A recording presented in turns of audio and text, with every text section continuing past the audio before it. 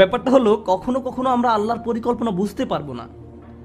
আমাদের কাছে আমাদের পরিকল্পনাটাকে নিখুঁত মনে হয়, আমাদের ন্যায় বিচারের ধারণাটাকে নিখুঁত মনে হয়।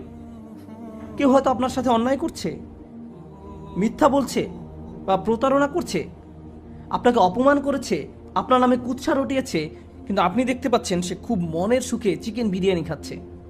এখন আপনি তার দিকে তাকিয়ে আছেন আর বলছেন, এটা তো ন্যায্য নয়, সে এত সব অন্যায় করার পর তার তো কিছুই হয়নি, আল্লাহর ন্যায় বিচার কোথায়? আপনি যখন এভাবে প্রশ্ন করতে থাকেন যে তাদের তো শাস্তি ভোগ করা উচিত ছিল, তার গলায় কেন বিরিয়ানি আটকে যাচ্ছে না, আপনি যখন এইরূপ প্রশ্ন করতে থাকেন, ঠিক সে সময় আপনার নিজেকে কোন কথাটি মনে করিয়ে দেওয়া উচিত? সুবহানাল্লাহ। কারণ আল্লাহর ন্যায় বিচার সব সময় আপনার ন্যায় বিচারের চেয়ে উত্তম।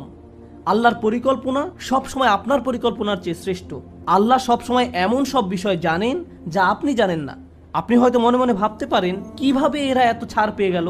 ভাবছেন আল্লাহ হয়তো কোনোভাবে তাদের ছেড়ে দিয়েছেন, কিন্তু এভাবে চিন্তা করার অর্থ হলো আপনার মাথায় কোনো এক জায়গায় এই চিন্তাটা ঘুরপাক খাচ্ছে যে আল্লাহ ন্যায় বিচার করেননি। আর যদি মনে করেন আল্লাহ ন্যায় বিচার করেননি, আর সেজন্য এই চিন্তা থেকে একটু পেছনে সরে এসে আপনাকে বলতে হবে, সুবহানাল্লাহ, হে আল্লাহ, আপনি নিখুঁত।